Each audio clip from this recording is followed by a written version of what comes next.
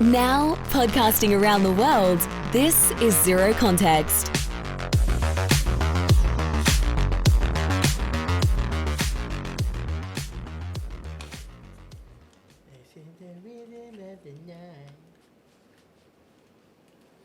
What the f did you just say? I don't know. Just for some reason, I had that rhythm of the night chorus in my head. I don't know why. Yeah.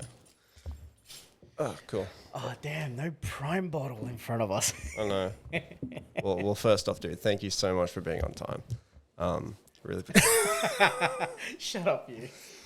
Alrighty, cool. Super late to this episode. Oh, fuck, that's a bit dirty. Yeah, we're hoping to do episodes a little bit more consistently. But, you know, we got to make do with what we got. with what we have. Does my voice sound a little bit echoey at the moment? A little bit. I Okay. think mine kind of sounds a little bit echoey, No, but yours sounds cleaner than mine. Hang on. as it should. What the Oh, man. We've got a lot to unpack today. I know. Well, what did you think of The Whale? We both watched The Whale last night. What did you think? Ah, wow. You're going to... I got a bit of an opinion on it. Look, I ain't gonna lie. A lot. Oh man, I can't believe we're going straight into that one. I resonated a lot with that movie. Yeah. Being a person who's overweight for such a long time. Like not to give. I mean, I'm not gonna give away a lot of the plot just for those who haven't seen The Whale, but yeah, like a lot of the traits that he had, I saw myself having. So it was definitely a huge wake-up call. But, I mean, as we all know, well, as you know, I should say, you know, I've already taken the steps into bettering myself. But, yeah, like, it really hit home. It's a sad movie, man. It is fucking sad. It's like when I heard people saying, you know, you're going to most likely cry, I didn't cry. I didn't cry No. neither. I was like, oh, okay.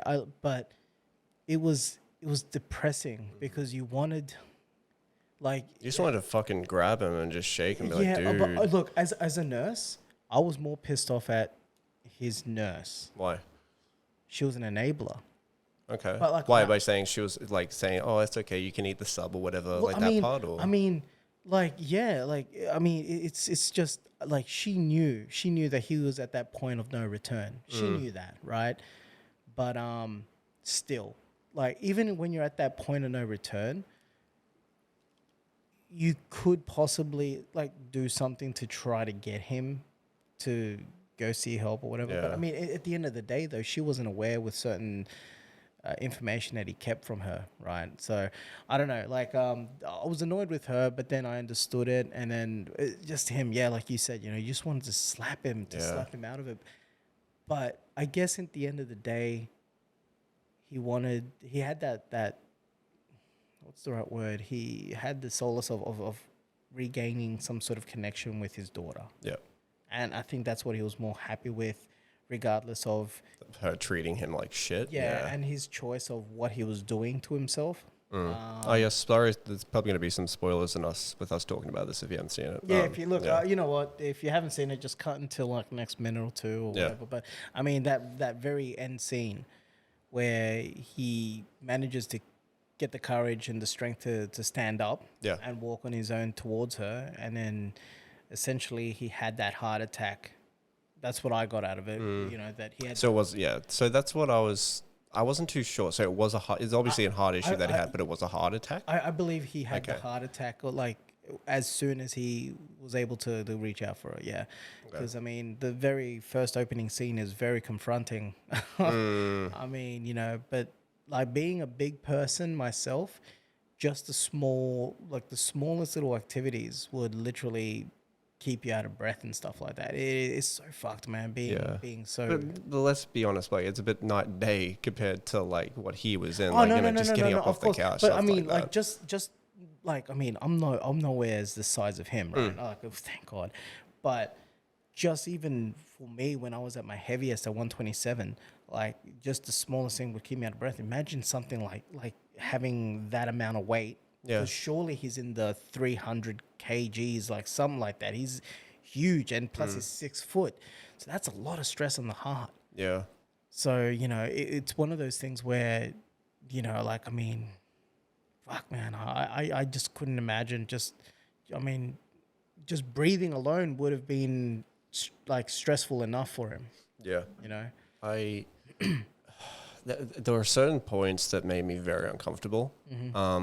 The eating parts, like the eating, Yeah. the scenes with him eating and the music. Yeah. Like I was sitting there, I said to Alicia, I'm like, I feel uncomfortable. Like this is making me feel very uncomfortable. See, that's what I resonated with because Okay. I'm, and to this day, I'm an emotional eater. Like Yeah. that, like So like, it was like that Okay. at points where, you know, where shit would go wrong in my life. And instead of, you know, going punching a punching bag or something, I would fucking feed myself. I wouldn't gorge myself, but I would feed myself shit, right? And that would make me feel better. yeah, And this is the thing when you're a big person, like, you know, you just think, all right, look, I just got to go to the gym, and you know, a lot of the times people don't think diet plays a huge part. Then when you realize that, then you think, okay, what other tools do you need to succeed into losing weight? And most of the times people don't realize that, you know, there's a lot of psychological things that you might need to consider, like what's going on with you mentally in order, why haven't you reached your goals? And for me, it was like, what are my trigger points? yeah, Emotional eating was definitely one. And it's a lot, that's probably the same with a lot of people. So you got to find out what the tools are for that. You know, and the best place to go is obviously go and speak into a counselor, or there are actual food. What are the words? There are therapists who specialize in food disorders. okay. So yeah. Yeah, I felt there was a lot of Brendan Fraser coming out in the yeah. character with him just Yeah. being overly nice and polite. Oh man, That's like, what I felt. but and this is the thing. This is why a lot of people say that Brendan Fraser is such a sweetheart in real life. You can see it. Like, I mean, you just look at the dude's eyes without, you know, like he just has this beautiful empathy and just you can just, I don't know, man. It was just, he made that character so fucking believable. Yeah, And I really, and like, look, in a lot of ways I enjoyed the movie, but yeah, I was uncomfortable throughout the lot because, and I didn't realize it was based on, it's a play that got changed. I did see that at the Yeah, end. It and was, that's cool. Like, and there's not a lot of movies out there that really talk about obesity. You can see it is a disease. It's not just, you know, people being lazy, but then in saying that, his choices, and he knew because he said it in the end, he let himself go because of X reason, right? Yeah. Because of his partner. So, and that happens to people. Trauma can really mess up a person, you know, in a lot of different ways. And eating and just not doing shit, and depression, because surely he had depression, Yeah. was a existence of him getting to how he was. yeah. I the very first scene, you know, where it like kind of zooms in on all of his students and it's like zooming on the black screen. It's like, oh yeah, my webcam's Yeah. broken. That was like, oh, okay. It's kind of like setting the tone of what you're getting yourself into. You're like, okay, he really doesn't want. anyone to But that's see how him. it is. Like, dude, for me, it's not until just recently. I think and I think I said this to you when we went to the gym a couple of, what was it, probably a couple of weeks ago, or maybe even close to a month ago. Since being big, like going to the swimming pools or in the beach, I felt like I have to wear a shirt. And it was the first time with you actually that I was in a pool without a shirt. Like, I haven't been without a shirt like for over close to 20 years. Really? Yeah. Wow. Yeah. Okay. Like I wasn't since a teenager, man. Like, Shit. yeah, because I mean, that's how long it's been, right? And you are like being big, man. You know, you get judged. Yeah. You know, like especially like for me, I remember when the day I decided to start wearing shirts is when I was at a pool, and you know, I was starting getting stretch marks on my stomach and shit, and they were like real bright pink stretch marks. That shit's embarrassing, man. You know, people are like, what the fuck is that? And that's Yeah. what I got asked. I'm like, oh, what's that? And I'm like, oh, they're just stretch marks, man. They're like, oh, okay, what, you fucking pregnant? I'm just, Well, people would say that to you. yeah, I had a couple of mates with me, and they Oh, saw me. lovely. Yeah, I know, yeah. But I mean, look, people are ignorant until you educate them, right? So, but then after that, it obviously made me feel like shit. And ever since then, I started wearing shirts when I was swimming, and yeah, so Yeah. I You said something to me when we're at the pool. You're like, you wish that you were my size or something like that. Fucking oath. I'm what you just said about wearing a shirt in the pool. I feel the exact same way. Like, I don't actually know why I feel comfortable. This is gonna sound weird. Like comfortable being in the pool with you without a shirt on. But like, it's because we're brothers, bro. That's what it is. But like, and mind you, like it was a fucking gym pool, so you can just get out the sauna and go straight in the pool. Yeah. I don't know what it is. Oh fuck! I just realized there's a mark on my tail that looks like a penis. I love this. That's why it's zero context. No. Seriously, look at that. Looks like a dick. It does too. It looks like a little burnt penis in there. Okay. Yeah. So, anyways, I just feel really comfortable being in the pool. No, but seriously, like, there's like we all have body dysmorphia, right? Like in that sense, where people are not happy with their bodies. But then you got to remember, right? Where does it stem off? I mean, a lot of it has to do with, I guess, media programming us in the sense of this is what the perfect body is, right? And and then obviously when you're in public and you don't have that perfect body, then you're gonna start really, feeling, I guess, defensive about wanting to show your body and all that sort of shit. So I mean, and I'm glad that you feel comfortable around me like that, because that's what I think people need more. Like, being with people who you're not gonna get judged. Then they accept you for you and not for what the fuck you look like. Yeah. So mind you, there was a dude there. Do you remember him? The guy with the fucking just shredded. I was like, fuck. I was gonna ask him, like, dude, what's your fucking training program? Well, that's the thing. We were in the sauna together with these guys. God, this sounds so bad. Yeah, it does. But I mean, like, the dude was cut. And I like every now and then I kept looking at his abs, thinking, fuck, how do I get like there? Because it was good. Like it looked. He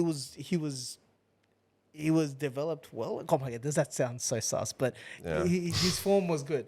So I was like, oh. But I mean, at the end of the day, like, as I said to you, I personally I don't care about six packs. I'm at that age where that doesn't faze me. I just want to have a slightly flat gut.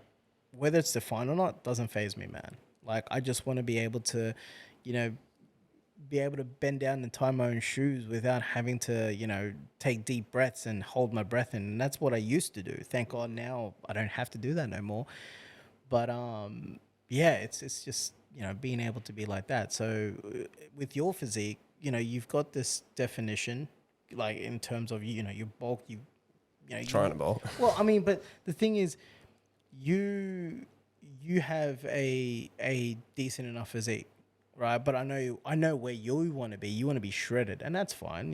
That's what you want. But just know that you are healthy and you look fine. Like shit, that's all that matters at the end of the day. You being healthy. Yeah, I definitely will. This is the thing. Like, yeah, it's great to be, and you're 100% in the same mindset. Like, it's also great to look good and stuff like that. But like the health side and actually being healthy, because you can be shredded and jacked and whatever, and you can be very unhealthy. Oh, of course. I mean, think about the bodybuilders who die in early age from heart failure because they're not healthy, dude. Like, they put a lot of PEDs in the body, a lot of shit, and that weakens the heart. I mean, having a lot of weight, like in terms of even muscle, that's a lot of stress on the heart. Yeah. So that's why I give bodybuilders all the respect in the world, because it's dedication and that's what they want to do. Cool, great.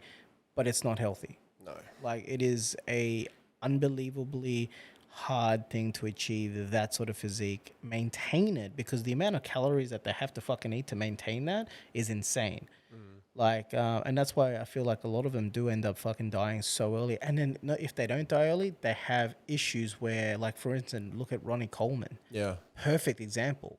Look how he is now. He has so many health issues because, or if it's not direct, there's some sort of correlation of his bodybuilding that has fucked him up so bad. Yeah. So, being just a decent weight, you can have a little bit of muscle, that's fine. But, don't, like, that's the thing. We put so much emphasis on this is how a man's supposed to look like. And the same thing with women. We put a lot of emphasis of how women should be looking out.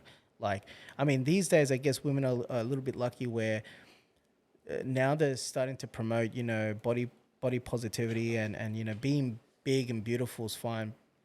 I'm going to say something controversial. I don't agree with that. No. Yeah, like, it's... Makes you sound bad, but I don't agree with that. Well, look, no. I'm a fat person saying that I don't agree with it either. It is unhealthy. And as a nurse, I'm speaking that like there's nothing healthy about being overweight. And that's the thing. That's like, it's not that I'm saying that's not unattractive. It's Yeah, not healthy. it's not like healthy. there's nothing There are a lot healthy of, about that. And I'm gonna like there. Even though I'm a married man, I'm gonna say there are a lot of beautiful big women, beautiful in terms of like face and personality and everything, and and even I guess there's nothing wrong with having a bit of junk in the trunk and whatnot, but you're right. There's nothing healthy about it because you lead to being diabetic, high blood pressure, heart disease. God knows what other issues you may be for, especially for females. It might mess up with your ovulation, your period. It could, a number of things you could derive from being fat. Yeah. So it's not healthy. And we're living in a delusional world where we're trying to promote this as, it's okay to be fat. No, it's okay to be you, but just drop the weight. Yeah. Like just not to the point where you need to be a stick because we got to remember a lot, especially women, it does come down to the frame of the woman as well. Some women are just big boned or the frame are just bigger. They're never going to get to that, perfect size 6 or 4, whatever the fuck. Right? Just as long as your body mass indicator, you're at that body mass indicator, then you're fine. Yeah. Right? So yeah, but once again, it just comes down to everyone's got to stop judging and yeah. Yeah. Let's change the subject before we get cancelled. So I went to Ed Sheeran. So I went to Ed Sheeran the other day. Well, you went twice. I went twice, and I'll just say I loved it. It was great. So I went with pretty much my whole family except for my dad. Yeah. And he was shitty about it. Oh fuck! I meant to move that chair. Whoops, that's okay. Actually, can you pull the chair back? Sorry, it's gonna fuck up my framing. Anyways, cool. So yeah, we bought the tickets to go to Ed Sheeran. It was like 6 max you can get. And I bought the tickets for the first night over a year ago. And my dad wasn't upset. He was like, "Oh, I would have liked to come to Brisbane. I would have liked to at least go." I'm like, "Okay, cool. Name one song by Ed Sheeran." Couldn't say a single thing. So I'm like, "Yeah, so it's okay. It's okay. You're not coming now." But it was great, dude. Like I had a really really great time, and I had Ed Sheeran FOMO the next day, and so we went on the Friday night. I had Saturday night free, like I didn't have anything on, and then I thought I had something on the Sunday night. And I was dropping my sister and her fiance off at the airport. And I said to Mum on the way back, I'm like, I kind of want to go to Ed Sheeran again. And she was like, then go. I was like, okay, I'm going to do it. So I went home, was able to get some tickets, and we were out the door in like half an hour, 45 minutes. And I think I said to you that morning, I'm like, yeah, because I didn't know, I didn't want to sound like a dick in front of my family. Like, yeah, I'm thinking about going again. So that's why I whispered to you. I'm like, I'm kind of looking at trying to see if I can get some extra tickets. Yeah, but truthfully, the one of his what do you call it, starting ex? Yeah. Macy Peters. Yep. Fallen in love with her. Okay. Fucking great artist. And it was just like her music is just like perfect as like a starting act for Ed Sheeran. It's just like the colors and the vibes and everything and the way her music sounds. It was just like a perfect match for her to be there touring with Ed Sheeran. And yeah, I've literally been listening to her music every day last week. Sorry, what was her name? Macy Peters. Macy Peters. So what style of music would you say that she would fall under? It's like breakup music, but it's like just like the way, like her voice, it's just, and her voice live is incredible. I don't know, it's always got like a good rhythm. Her voice just sounds great. It's just good music. And I looked up like everyone of her band, and they just look like they're having like the best time on tour. And I was like, it also looks like they don't have a videographer. So, if you need a videographer, there you go, Macy Peters. I mean, yeah, this guy does do amazing work.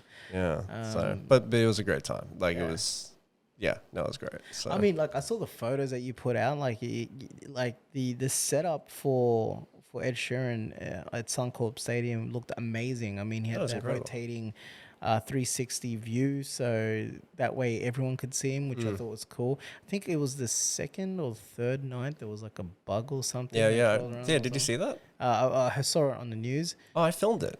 Oh, you did? Yeah, I put it up on TikTok. I went viral. Oh. Yeah. I was like, Ed Sheeran finds a bug, beat. So the news picked up your TikTok? I don't know if it was that. No, it was probably just what happened. I'll show you. Oh, well, yeah, I didn't know it went viral, man. That's crazy. Yeah, no, because I was recording more of him just talking. I was obviously recording him singing and stuff. Yeah. But like I was just like really just listening to him speak was just really interesting, and he was talking about work ethic, and I was like, oh, that's really cool, because he was talking about how like kind of ties into like, you know, doing your hobby as a job. It's like his work ethic is doing his hobby, so it kind of like ties and overlaps and stuff like that. Yeah, straight up, I did it. It's got like, it's not viral. I mean, it's got like nearly 3,000 likes, nearly so 40K cool. views. That's so. cool, man. But yeah, dude, it was a great night. It was fucking. I mean, it must have been for you to go to the second show, but I mean, like, that's the thing. There was a lot of people, and the cool thing about Ed Sheeran, man. I mean, well, there was a controversy, I guess, in America in regards to him doing like this sort of reggae style song, and Oh, really? yeah. Like, cause look, I listen to a lot of black radio stations and stuff like that. Really? Hip hop, yeah. Oh, I didn't know that. And they were like going, "Is he?" Shut up, it's fine. But they were calling him a culture vulture, and I was like, I kind of disagree, because like, I mean, music is everyone, right? Like, it's not owned by one particular. What do you mean by they were calling him a culture vulture? What do you mean? Well, because of the like, he was trying to sing in a Caribbean sort of style, right? And right. they were like, eh. But my whole point to this is that the cool thing about Ed Sheeran is that he has such a wide demographic in terms of age. Because I was seeing a lot, like on my feed, it was blowing up. There was a lot of people that I knew, whether it being old to super young, like loving his music. So, man, and he seems like a really genuine lad. Yeah. You know? And for him to go to the children's hospital and just play like just a free song, and it was duetting with a few kids. I mean, anytime that you do that sort of shit, man, you win brownie points with me, because I've worked at the children's hospital and those kids. You can tell he's not doing. Oh, actually, I don't think I have it on my phone anymore. And this is gonna sound really bad because I don't know what the actual thing he was supporting. But you saw his stage design, right? Like how it's got like the things. He had a miniature version of it outside at near the merch tents and stuff, and it was like supporting. I think it was. I'll put it up on screen because I don't know what it was exactly, but I think it was supporting like hospitals or like other countries that don't have like the health support that they really need. And that's he was stuff like that. I'm like, see, that's like what makes him different. Yeah, and that's what I mean. Like, I mean, look. Is it sort of transactional for him? Yeah, because obviously, you know, people. Probably, but like, I don't give a crap about that, because he's still doing something great. I mean, these are things that's like, you know, that needs to be a light shine upon. Yeah. Because I mean, these kids, man, like, you will not see a more beautiful soul than a child going through cancer. The reason why I say that is because they're so resilient. You know, I mean, obviously it's probably because of the naiveness in terms of they may die, and that's not in their head or anything. But yeah, it's a different thing, man. Yeah. But I'll give it up to him. It was cool seeing him that. But I mean, that week alone, we had. That was a great week. Dude, Dave Chappelle on Wednesday night. That's it. That's what I was going to lead into. Yeah, so we watched what I would say is this generation's GOAT of comedy. Like, despite of what, you know, people may think of him as, whether it be a transphobe or whatever that, you know, be, I kind of disagree. But yeah, it was such an amazing show. Was great. If you who was the second act? Was it Donnell? Yeah, Donnell Rollins. That was incredible. Yeah, that first part. I don't know if we're allowed to really talk about it, because they didn't let you take your phones in. Yeah, no. And this is what was fucked. I know we're jumping all over the place, but before we went to the Dave Chappelle show, while everyone was outside, you had to put your phones in these security bags, which is cool. They look like socks. Yeah, they're like socks, but I guess they're like the things at the shops where only the shopkeepers can actually take the thing off. Yeah, those retail security tags. Totally get why they do it, because obviously they want to keep the show somewhat a secret. They don't want anyone stealing their jokes and stuff like that. I don't think it's more that. I think they don't want the jokes to be leaked, so that way when he does the next... Well, that's what I mean. Yeah. So ties into like just not getting out. Because like as they say, they want people to have an experience and not expect the joke to become so. Yeah. I get it. But what was fun, and I said this to you, I was like, we're walking around, because we had like a quick little dinner, whatever it was, and they were like, well, fuck, we'll just wander around for a bit.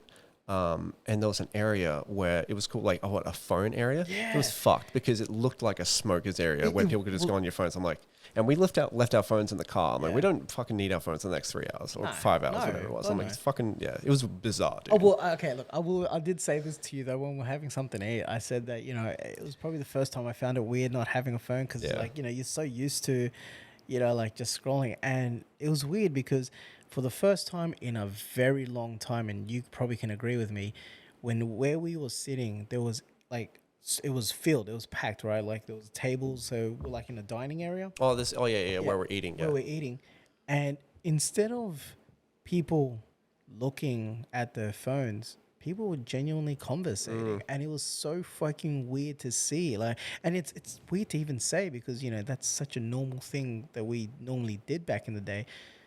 But yeah, we don't anymore because majority of times, we'll talk, and then when you have that quiet moment, you just start scrolling on, and you and I do it consistently. So and you more so, yeah.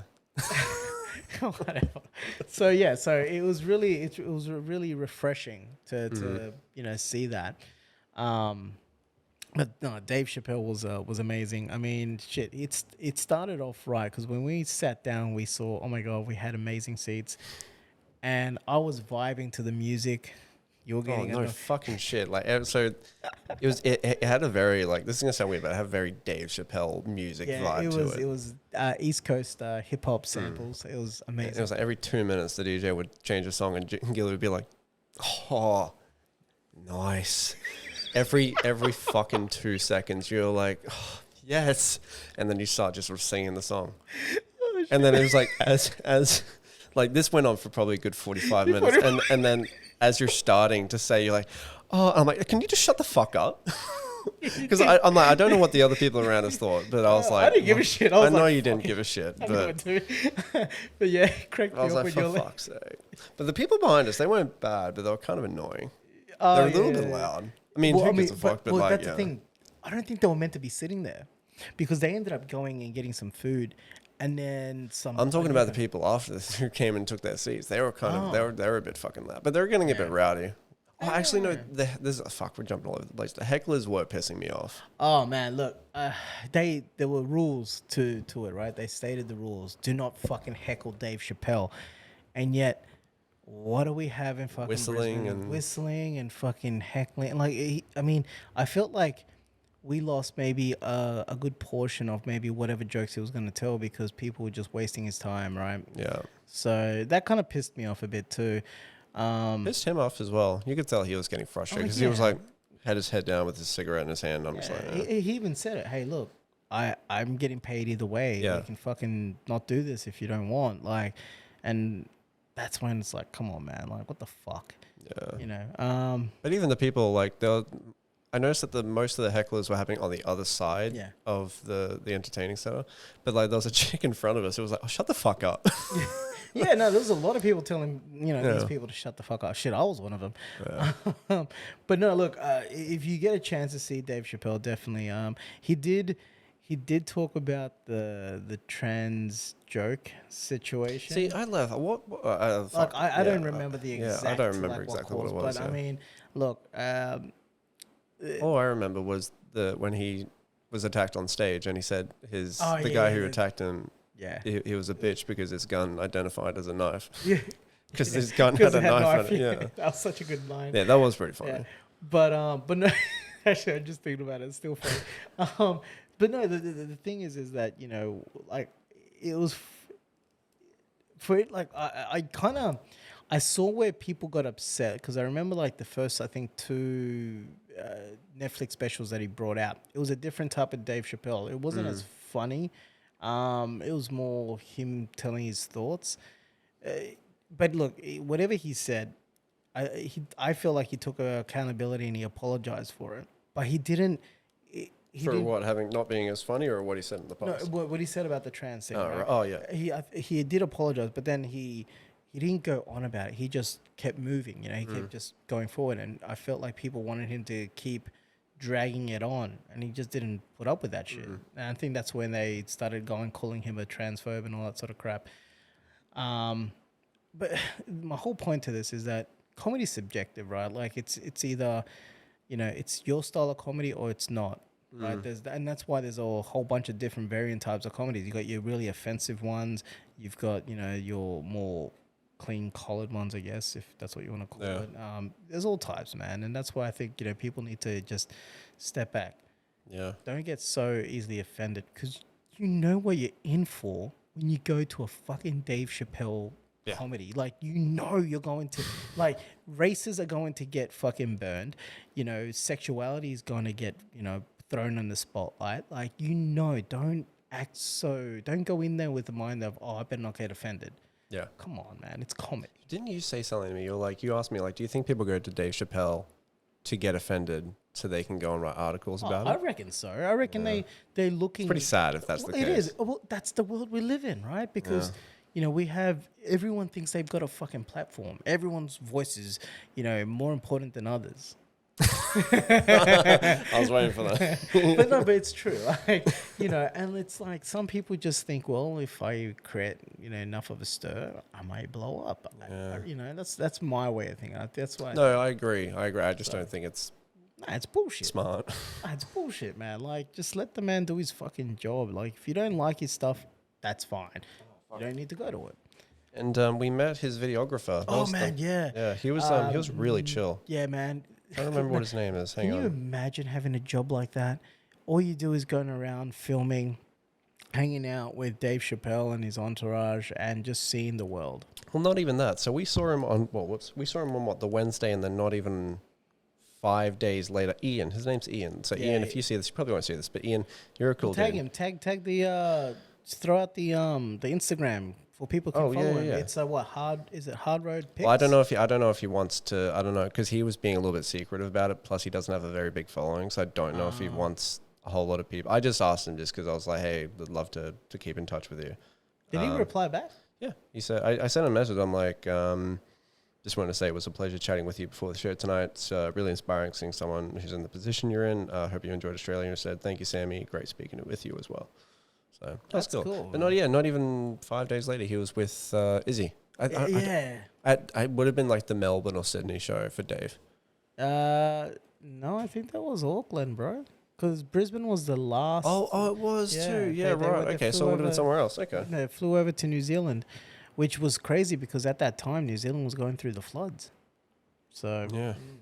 But shout out to Ian, man. He was a really sweet guy to talk to. It was really cool. And yeah, like you're right. It was just inspiring, and that kind of fueled me. And seeing a person in that sort of position where they're able to live off their dreams and still get to see some of the world, man, it's pretty freaking cool. Not even that. That. Plus, the other reason why I felt like I wanted to go back to Ed Sheeran was because when I was sorry, I hate it.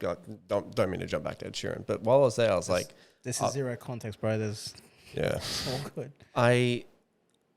This is the thing with me. Like when I go to certain things, I'm like, "Fuck, I'd love to capture this. I'd love to film this." Mm-hmm. And after I went to Ed Sheeran on the first night, I went home and we looked up like his like photo team with his name's Zach, but his videographer is named Liam.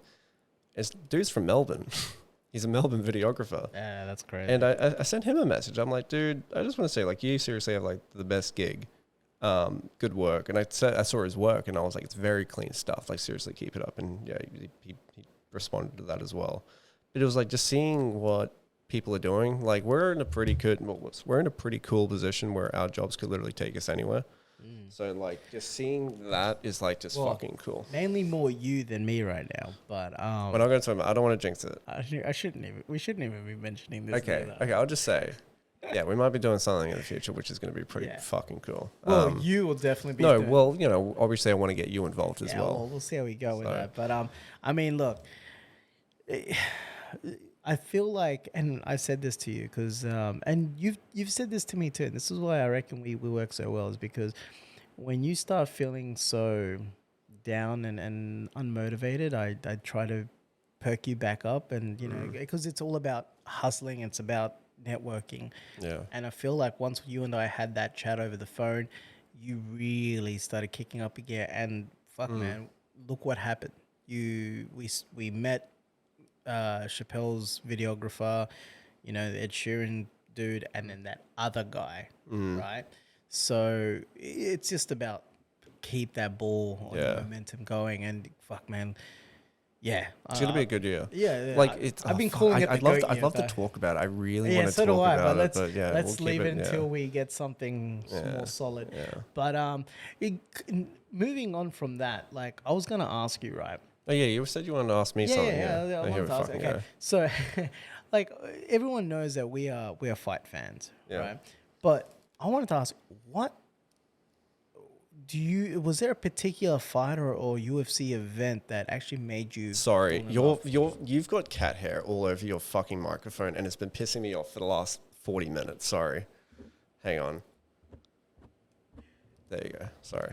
Talk about fucking OCD. Yeah, sorry. It's just been staring at me. Sorry. Alright, Yeah, it's alright. continue. Yeah. Alright, so, was there a particular event or anything that you remember that made you fall in love with mixed martial arts? Like, because like I'm the type of guy, right, that if I like something, I go back and watch, like past, past events, or if it's music, I listen to like the people who, was started it all, and I go back into the past. Like with you, was it more like it was an event and you moved forward, or did you end up like watching past events as well? Or So this is gonna sound so not hypocritical, but so stereotypical. It was just McGregor as a character. it's nothing McGregor. Yeah. I mean, McGregor's a huge draw card. I mean. Yeah. But it started with him because I remember back in like 2016, 2017, I'd heard about him, but I didn't really know a lot about him. All I know is he was a fighter. But someone put up like a Conor McGregor. Sorry, I can hear like a clicking in my ears. Sorry. Anyway, there was just someone put up like a Conor McGregor like top moments video, and it was just Conor being the fucking sarcastic arsehole, and it was just the funniest fucking thing.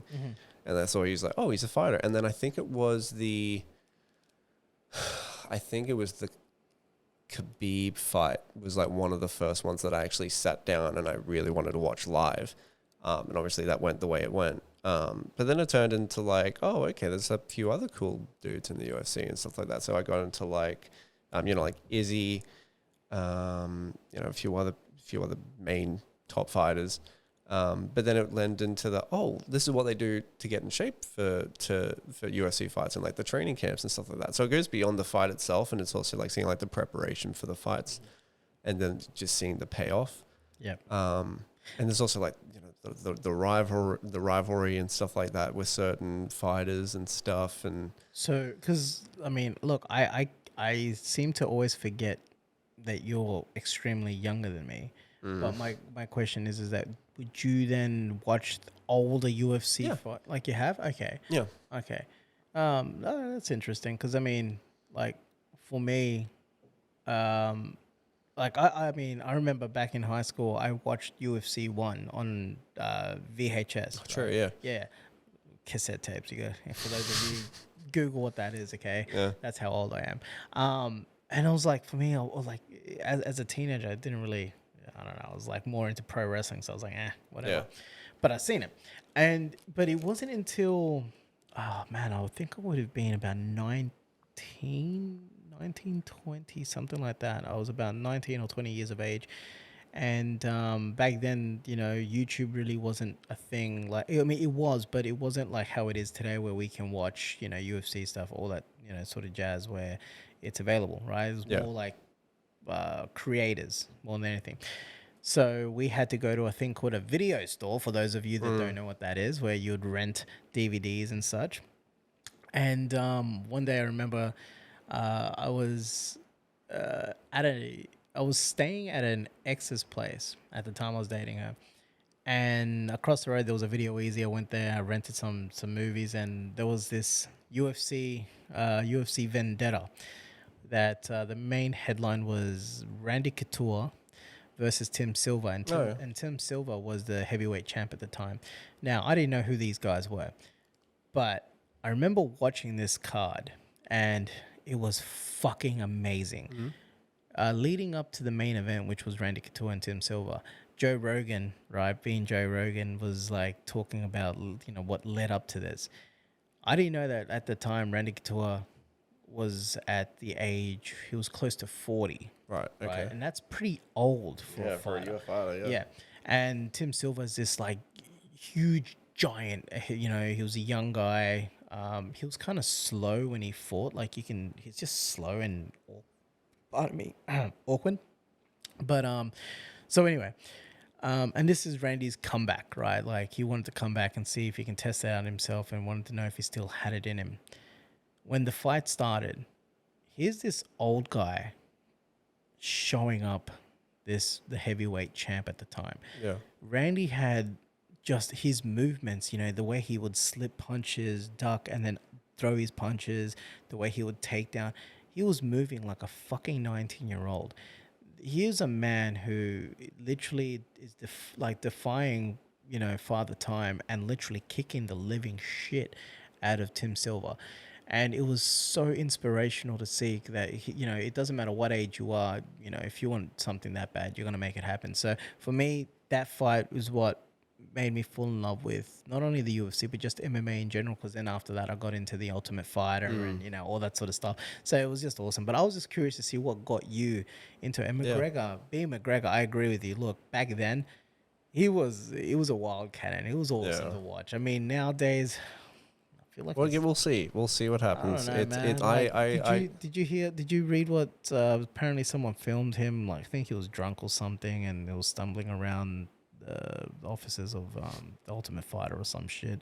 I think that's what it was. I mean, he's just. Oh, is that something I sent you? I sent you something on Instagram, and it was like him, and it looked like he had a shaker in his hand, like a gym shaker, and he was like, Ultimate Fighter, and then he just went fucking. I don't even know what he said. All I know is that he's becoming a bit of a novelty act, man, and it's just sad because I agree. He's such an amazing talent, and you got to give it up to him because he's opened a lot of doors now for a lot of those mixed martial arts to actually start getting paid decently. No shots to the UFC when I say that, but yeah, I don't know, man. It's disappointing, you know. Well, did you hear? I don't know if this is true, but apparently he fired every contestant on the Ultimate Fighter. What in this new season? Yeah, he came in, and apparently I don't know if it was everyone or just his team, but he fired every fighter that was on the Ultimate Fighter to bring his own fighters in to train. No. Apparently, let me fact check. But okay, I'm almost certain that that's this the is what truth. I'm talking about. Like, why?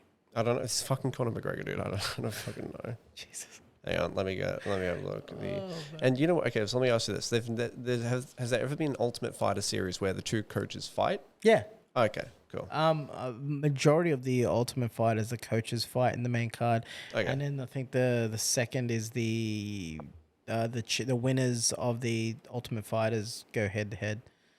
That's how it used to be, anyway. I don't know about today. But yeah, but sorry, I'm just no. You keep reading. I'll just keep talking. I think one of my other favorite ones is when they brought the Ultimate Fighter to Australia. That was a cool series. And funny enough, here's a little Easter egg. One of my ex-girlfriend, her actual husband was in the show, and he got to I think that's where he met Robert Whittaker, and it was really cool. I was actually rooting for this dude because this guy was a beast, and he comes from my country in El Salvador, but I think at the final show, I think he broke his leg or something. Anyway, which was sad to see, but I was really looking forward to him fighting. Yeah, sorry. That was incorrect. But there was, I think it must have been like, you know how like maybe for like 6 hours, like people think that something's happening and then the truth comes out. So I think during that 6 hour short period, it was being reported he's fired a bunch of people. Man. But yeah, but you know what? I wouldn't be surprised if that's something he'd do. It's McGregor for you, dude. Like he is unpredictable. You got to admit that. But but in regards to like him coming back, I'm keen because like when he snapped his leg 2 years ago, I thought maybe a year to recover and stuff like that. But you know, we're coming up to 2 years since that happened, which is fucking crazy. Yeah, because you and I were both at the pub when we watched that. Yeah. I mean, so we'll see what happens. I still remember Rogan doing the interview on the ground, and he's still trying to get off. McGregor. Yeah, we'll see what happens with him. Because who's he's fighting? Michael Chandler. Yeah, I think so. Something like that. I don't know. We'll see. Maybe, dude. That's like he can pull it off. I'm hoping he can.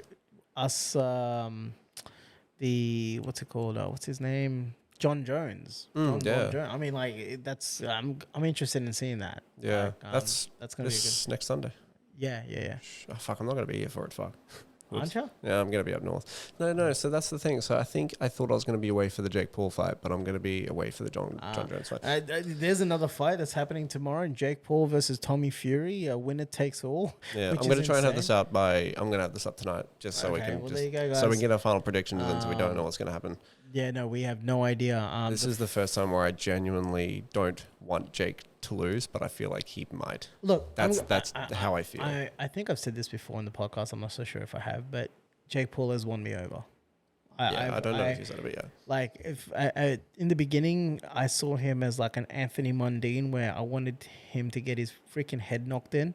No disrespect to Anthony Mundine, of course, because just at the time I wasn't feeling him. But anyway, but now no, I feel like Jake has proved himself in a lot of ways that he is a fighter. Whether he's better than Tommy Fury, we'll find out. But I think he should get his flowers in the sense that people should start taking him seriously, because the dude's not backing down, and that's what I find more impressive, is that if he was really a fake fighter like a lot of people claim him to be, he's backing it up, man. I mean, it takes a lot of guts, man, to be in that ring. Like it's a different thing. Like And what I've said to you is in regards to the fight. Yeah, Jake has. They both have a lot to lose. Jake has his. And I said this here. Jake has his winning streak to lose. They both do. Yeah, but Tommy also has his family legacy to lose. Yeah. That's Tommy, the other Tommy, half of it. like if we're gonna really delve into that, Tommy has more to lose than anything else, and Tommy knows that. Yeah, just watch it. Watch it be a fucking draw.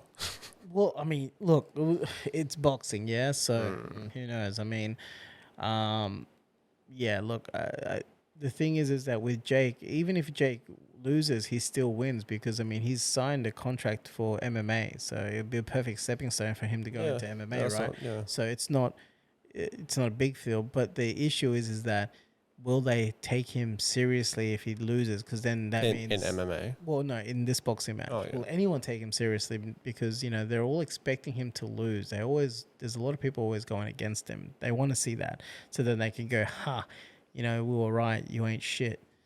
I don't know. Like it could happen, it could not.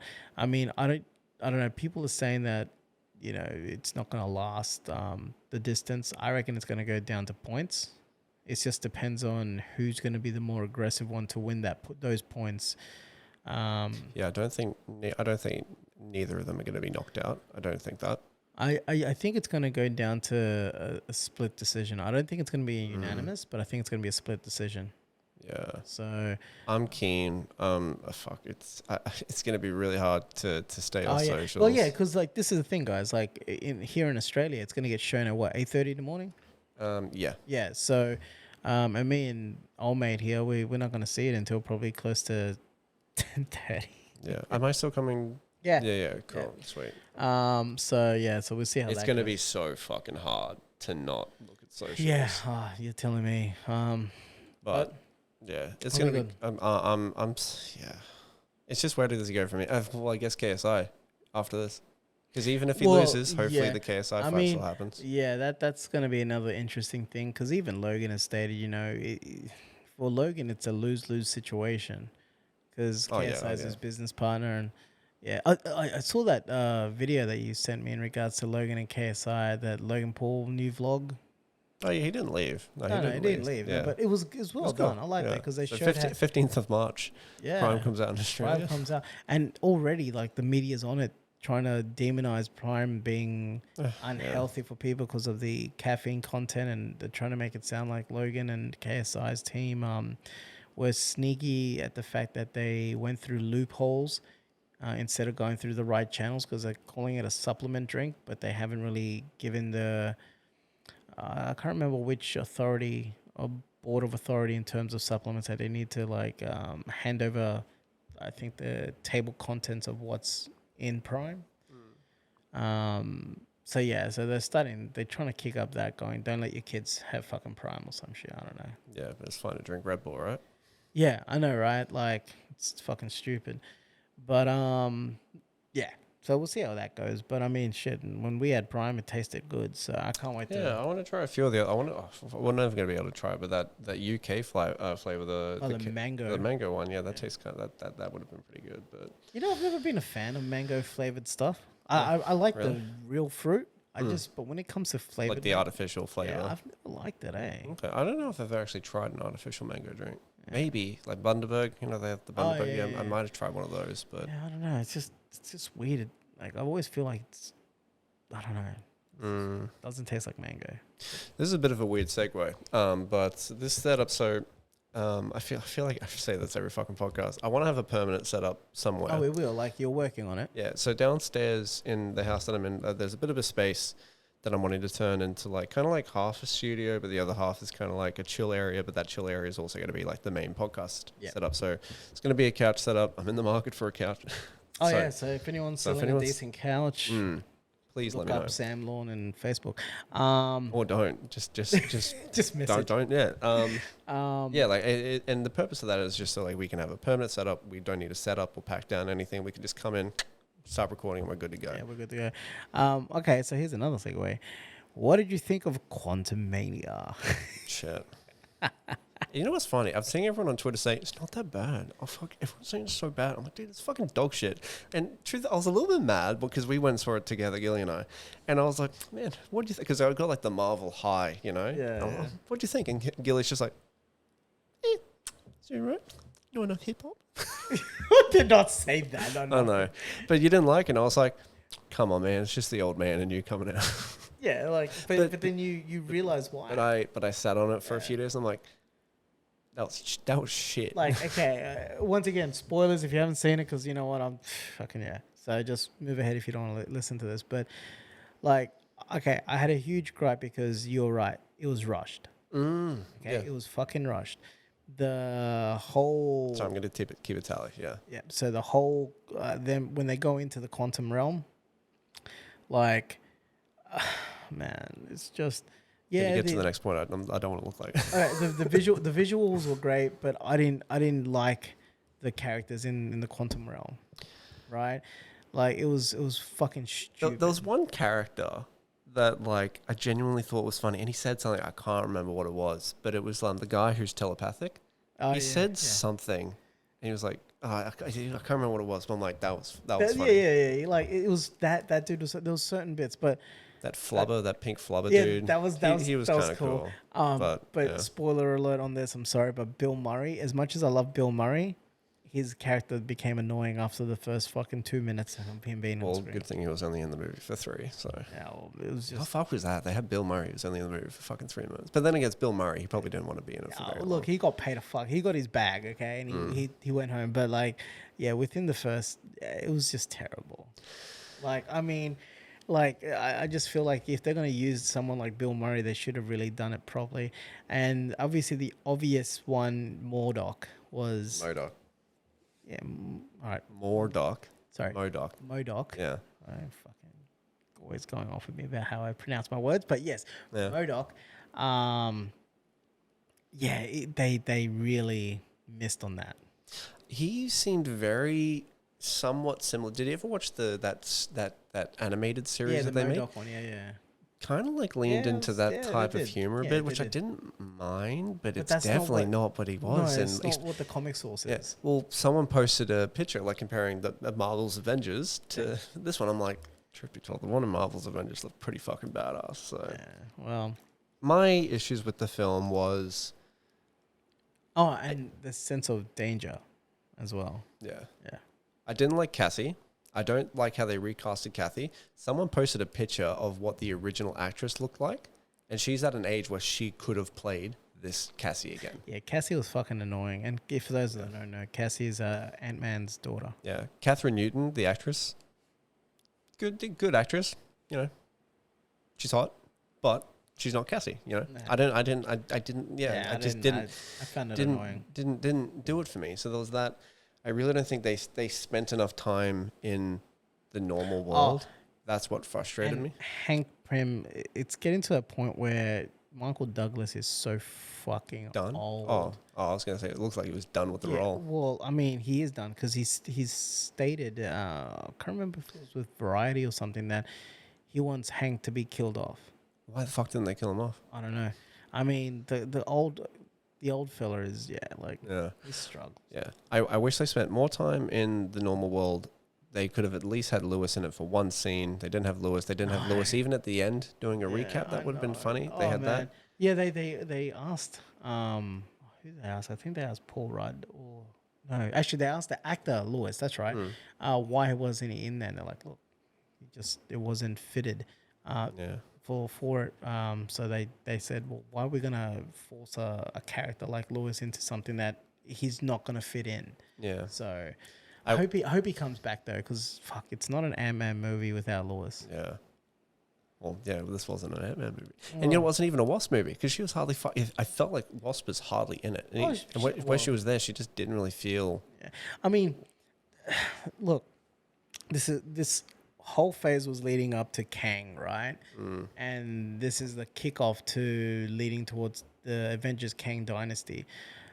I mean, you were right in the sense of you didn't feel like Kang was a huge threat. Yeah. Like, you just didn't feel it. I mean, at least with the first Avengers movie, when we finally saw Thanos's, face turned back, you knew who he was. You're like, holy fuck, it's him. Yeah. Right? With Kang, it's like he died, but then you realize that, shit, there's a fucking, like, thousands, millions of them. You could almost say a Kang dynasty. Well, it was the Council of Kang. Go on, yeah. I don't know, but even then, like, I just didn't like. Even when he was showing his powers off, it didn't seem very dangerous. It just seemed like just another dude. I really... Sorry, I just want to go through my nitpicks a little bit more. Janet was fucking annoying. And I said to you, I'm like, they kept on saying, oh my God, he's here. Oh, he's looking for you. Yeah, You're, like, just fucking him. Oh, Yeah. he. Just fucking say it. Just fucking say Kang. Just fuck say it. But you got to remember they're using the pronouns. But what was the other thing? And yeah, I wish Janet just said, oh yeah, there's a dude named Kang down here. He's fucking asshole. Well, that's the thing. Well, that's what pissed me off as well, is because she just didn't tell Scott and everyone else what the fuck the deal was. She kept going, no, just go. No, just don't worry about it. Yeah. It's like, Bitch, tell me. tell me what the fuck. Why are we running? Like, and it wasn't until like way past halfway then you finally realize, oh, this is what fucking happened between when she met Kang the first time around. It's like, I kind of liked that aspect that he was there and Janet and him worked together, and I did like how she saw what he did, and that's why he's stuck there. yeah. I also like the fact that was the see, this is where they fucked, or I guess Scott fucked up, is that Kang, all he wanted to do was destroy the dynasty, the council. I don't think he wanted to kill the council. Yeah, he did. He said he wanted to kill multiple, pretty much everything else. Man, that's why the council said, thank God that the other Kang has not won. It's because he wanted to go back and as far as my understanding is that he wanted to go back and fuck up all the other Kangs. Oh, that's not what I got. I thought he was going to go. He was exiled. I thought he was going to continue killing pretty much everyone in the other timelines. I think he wanted to fuck up the council. Ugh. And then that's why the fuck's the council pissed off at the end? They killed him. No. Well, they're happy now, so that way the council can now go and spread out and start fucking shit up. Oh. Because they exiled him in the quantum. That's why he was always. That's why he was in the quantum realm. But then those post credit scenes after the Council of Kang, that was interesting because I'm looking forward to Loki too. Yeah. I feel like the after credit scenes don't really have as much weight as they used to. Even here's the thing, dude. Even I'll be honest, Black Panther sat with me. I've sat on with Black Panther a little bit more. The first part I loved. The first part of Black Panther I really loved. The second half I wasn't a massive fan. We're talking about Wakanda Forever. Yeah. No. Well, look. I mean, the first once again spoilers, but the first post credit scene on that. I mean, shit. Like, I'm not a big fan of Shuri being Black Panther, and that doesn't me saying anything. I just feel like she doesn't have the weight to that's carry. what I was gonna say. Oh, sorry, like, she doesn't have the chops to carry and the it's weight not- of the whole film. That's exactly right. It's not that. It's got nothing to do with the fact that she's a woman. I feel like just the character progression, like that character itself, just you're right. It doesn't have the impact than what T'Challa did. But knowing that T'Challa now has a son, and that it's fucking 3. It's not actually 3. It's about 6. But like, given the timeline of like maybe when the Avengers movies come out, he'll be like what 17, 18? Possibly. How old did you say he was? He looked like he was like about fucking 10 or 11. Dude, the next Avengers are only like 3 years away. Yeah, but in terms of like the time periods, like they could say, hey, look, this is the new Black Panther. Yeah, but you know what they could do, and this is what I think they should do. Each Black Panther movie should have a different Black Panther, and if we're going into the multiverse, let's have a Black Panther that's either a T'Challa or Killmonger that's good. Oh, man. That's played by Michael B. Jordan, and he is the Black Panther for the 3rd movie. Why don't they just do that? That could happen in Secret Wars. I'm hoping that'd be cool. I really think that they should do that. I think Michael B. Jordan would be cool for it. Yeah. They brought him back for the second one, so I'm like, why don't we make him somehow in the multiverse, make him good and make him the main timeline Black Panther, and then for the future, I'm sure he will be down for it. They did. Wasn't Killmonger in What If, and he was a good guy or some shit? I think so. Wasn't it? No, the one with Tony, he was a dick. Oh, was he? Remember, he killed Tony. Oh, okay. Well, yeah. I don't know. So let's just find a multiverse. But I've been watching a lot of video essays on YouTube about Phase 4. Basically just saying why shit, and it was just the MCU, the visual effects issue. Yeah, what's the deal with the visual effects, man? Like, I watched Iron Man. I watched a few clips from Iron Man 1 the other day. I'm like, that armor looks real. Yeah, it looks fucking real. And then you're like, oh, it's all this fucking nanotech shit, which is a video I watched yesterday. It was like, okay, so we got Iron Man, Spider-Man, Black Panther, Ant-Man. They all have nanotech now. Like, why can't we just have fully removable masks like we used to? And it was kind of like the video essay I was watching, it was kind of saying, look at how much at the end of Iron Man 1, his suit starts to fail, the thing that he needs. Yeah. And it's just like, well, with this nanotech shit, it's like, it's not a big deal. It's like, oh, the stakes aren't really there. No, it's not. But then you gotta, I guess.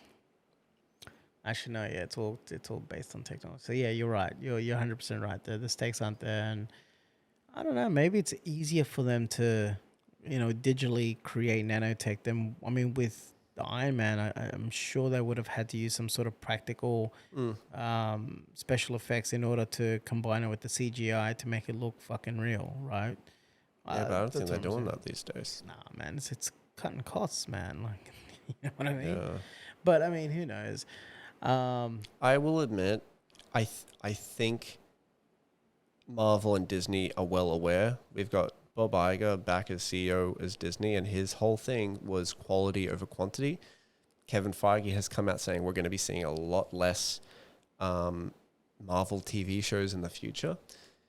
They've delayed Blade because they did not like the script. Yeah. So I think Marvel. That's good. I think Marvel is aware that there is an issue that they're going to try and solve. So I'm hoping, maybe not this year with the films coming out this year. And also I wasn't really looking forward to it, but the Marvels, that's coming out in November instead of July now.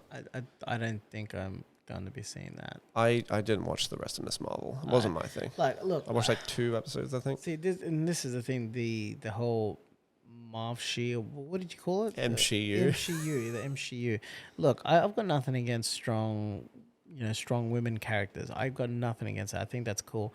But what I'm not, what I didn't like or appreciate is that the shoving down, the forceful, woke movement, or not even woke movement. It's just There's a female counterpart for the original male actor, and this is the thing. I hate that we have to keep saying we're not trying to say anything bad, but truthfully, if the character is good, whether that's male or female, I don't care. Yeah, but there's been too many. But I just feel like there was such a, like there's a lot of that shoved down your throats. There's always like that, that kick-ass women thing. And it's nothing wrong with it. What, dude? You fucking hit girl from Kick-Ass. Yeah. Oh man, fuck it. I would love to see Hit Girl. oh. Man. I'd love to see a standalone Hit Girl movie. Dude. But that's what I mean. Like, that was she a was good awesome. fucking character. Yeah. Like, I don't know. It's just they really dropped the ball on Captain Marvel movie. I thought it could have been better. There was a lot of bullshit. oh fuck, sorry, I had to remember which one was that. Yeah. No, there was Captain a lot of Marvel, bullshit, yeah. I feel like Miss Marvel. It was too kid centric. Well, there's nothing wrong with that because she's a kid. There isn't. Right? But like what lost me was just once again, I just feel like there's a lot of Wasn't a massive fan of the actress. Oh, I didn't mind the actress. It's just No, like her acting. yeah, her Like acting her wasn't as weak. an actress, yeah, cool, like, but her acting wasn't the greatest. I don't know. No.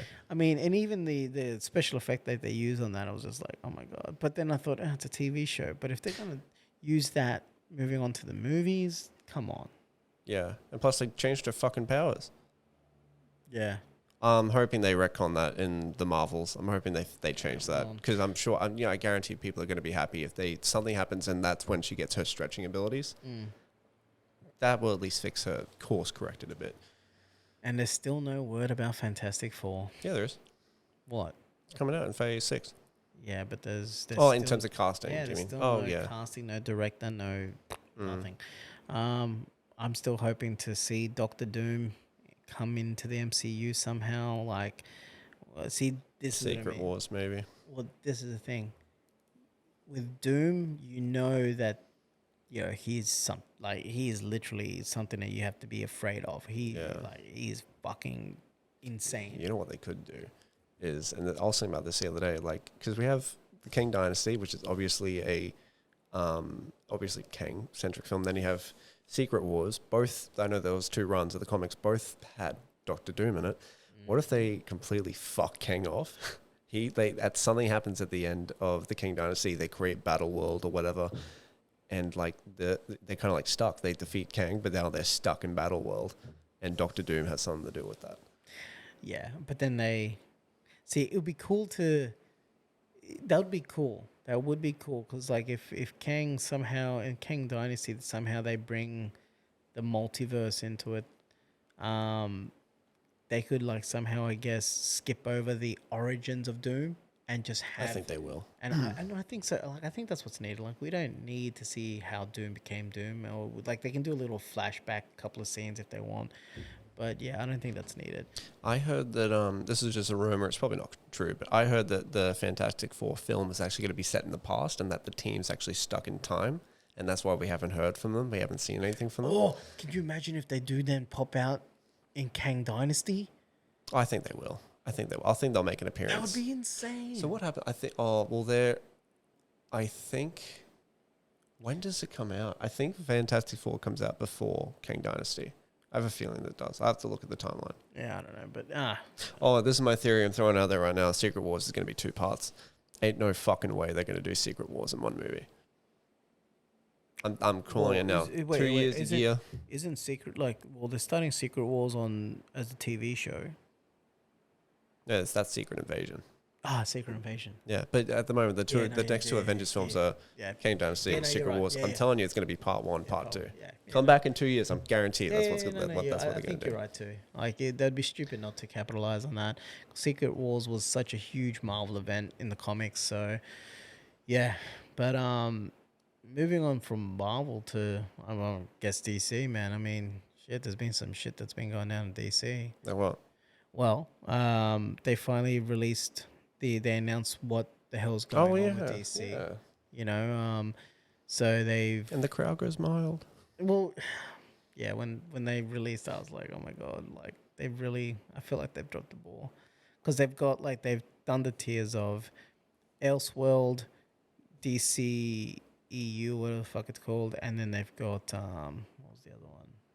I think there's only 2. There's 3. No, there's 3 because Elseworld has got to do with and non-related DC universe or some shit. I don't know. I don't. So like Doom Patrol, all those other TV shows, they're done. Yeah, they're done. I mean, I think this is the last season of The Flash, so I haven't seen it. But Actually, what I have seen is that Flash trailer. That was good. Man, have you guys seen it? If you haven't, geez, You check should that see out. it. Yeah, it looks fucking incredible. To see Michael Keaton have that cowl again on and say that line. This looks like a rare. Like I was watching on this. Like this looks like it could be just a good quality film. What sucks is that there's nothing going to be leading after that, because this is a type of film that you want. Like, this was going to set up the Snyderverse, and it's not. I think they've done reshoots, and I think the reset that's going to happen at the end of the film, I think that's going to be the new timeline. I think they've kind of like confirmed that. They confirmed that, I think. Yeah. Which is, truth be told, that's a smart way of doing it. Yeah. I mean, I wasn't happy with Superman Legacy. No. I was like, man. I think it's very unfair for James Gunn to keep his wife, to keep John Cena, to keep the actress who plays Amanda Waller, keeping the door open for Ezra Miller, and the actress who plays Gal Gadot and Jason Momoa, giving them the option to come back and play their character still, but Superman.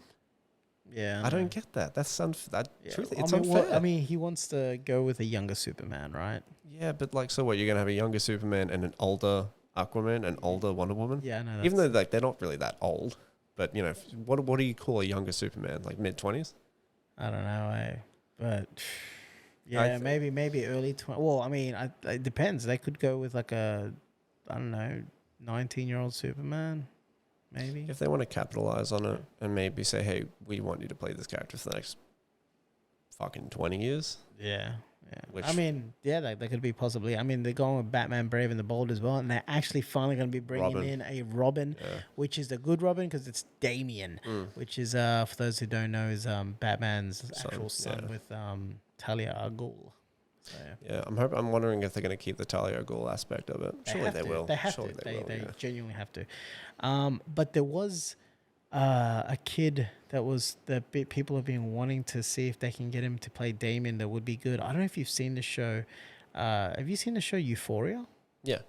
Okay, you know the little gangster kid with the Ashtray. Yeah, Ashtray. Oh yeah, that'd be cool. And I think he would be perfect for Damien. I can see that. Damian Wayne. So yeah, I was like, man, that would be sick. That's a perfect casting. That would be cool. So yeah, I'm keen to check it out when it comes out.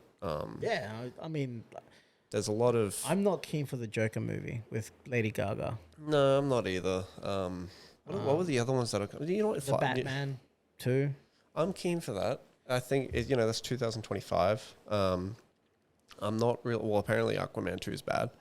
I don't know if you said that. Yeah, apparently it's really bad. Yeah. Do you know how hard it is to have the worst rated DC movie? Not very hard. I mean, to be the worst. I mean, the first Justice League was. Oh yeah, bombed. that's true. Yeah. Let's also face, as much as this is gonna hurt me to say, but Batman vs Superman bombed. Yeah. Okay, so. Yeah. Anyways, the Aquaman 2 shit apparently. Yeah. But there's because of the reset, there's a lot of like. Well, how many reshots they've had to take? I understand because of Amber, they had to do some stuff. Now they're doing the reset. Maybe they have to do some stuff. They did the same thing with the Flash. That's true. And but this is the thing. And they did the same thing with Justice League. They did. But this is the thing. I'm hoping that with the Flash, the trailer wasn't the fucking only good thing. I hope they actually back up and the movie's actually going to be good. Because if I go in there watching that movie and it's a flop, and they literally have wasted the opportunity of having Michael Keaton as Batman return, man, I'm confident it's going to be a good film. If they fuck this up, I'm telling you now, I'm done with DC. I will not watch another DC movie. I'm being even serious. under James Gunn's umbrella. Let's see. Give it a shot with James Gunn. When he did the Suicide Squad movie, right? Let's face it, that was a Guardian of the Galaxy ripoff. It was straight formulated Guardians of the Galaxy. Yeah. Okay, like there's no ifs and buts. I hope he's not a one-trick pony. James Gunn is great, but I'm just hoping he's not. I hope he brings. I mean, because like with Peacemaker, that TV show with John Cena, like it is it's refreshing because it's in a TV format. But if it was based in the movies, it's the same fucking Peacekeeper. Yes. Yeah. It's the same formula, right? So that's why I'm like, all right, cool.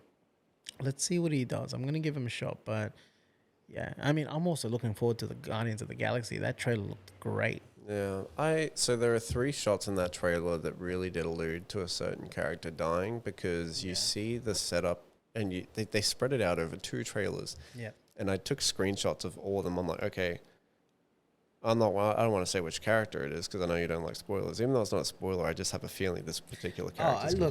Who do you think is going to die? It has to be Drax.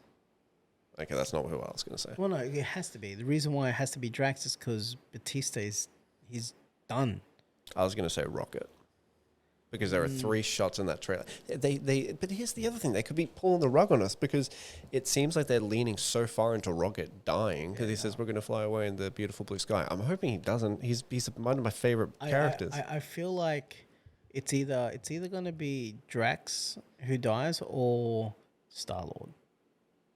And then Rocket takes over. Because I think there was a point in time when Rocket was the leader of the Guardians, I think. Do you think that might be a bit of a shameful thing considering Star-Lord just got Gamora back?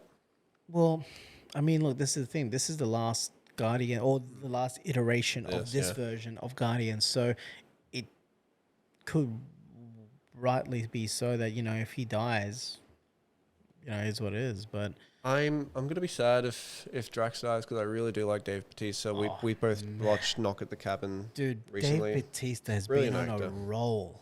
Like, when he first started acting, I thought he was like one dimensional, but holy shit, he has improved like a motherfucker. Like, this guy has really been on the hustle, and he is definitely. There's no comparison between him and The Rock. Like, he's a different type of breed of actor. Yeah, and I he feel feels like he's playing a different. You look at the character he plays in Guardians. That's not the same that's character what I he's mean. playing Knock at the Cabin. The Rock is the same fucking character. The Rock plays The Rock. Yeah, right, and that's all that Dwayne Johnson knows. And there's no disrespect to him. No, absolutely but not. like, No, but I mean, hence you're wearing his oh yeah, his badge. There you go. I am Paradise. But yeah, like The Rock is just The Rock. But Batista, Dave, he really has a range when it comes to his acting chops. I mean, shit, just watching Knock at the Cabin, the character he played in that, it's a sweetheart. he's a beautiful fucking man. Like, you felt the sincerity, you felt the empathy, the fucking love that he had for, the people that he was trying to take care of, What broke my heart, spoiler alert, was just the fact that he was a teacher and he was talking about his kids, like the kids that he taught and stuff like that. And He was a PE teacher. Yeah, it's just, and yeah, like they all died for nothing. That's what's sad. They all died for nothing. Spoiler like, He literally, I thought, I can't pronounce his name, Robert Grint, the guy who plays Ron in Harry Potter. Oh yeah. Yeah, I really thought he would have been in it a little bit longer. He's the first one to go. Yeah, I mean, I didn't realize that's what they were doing. Actually, let's talk about this. You can agree with me that this was probably the first M. Night Shyamalan movie that was so fucking good. Like, his first one, The Sixth Sense.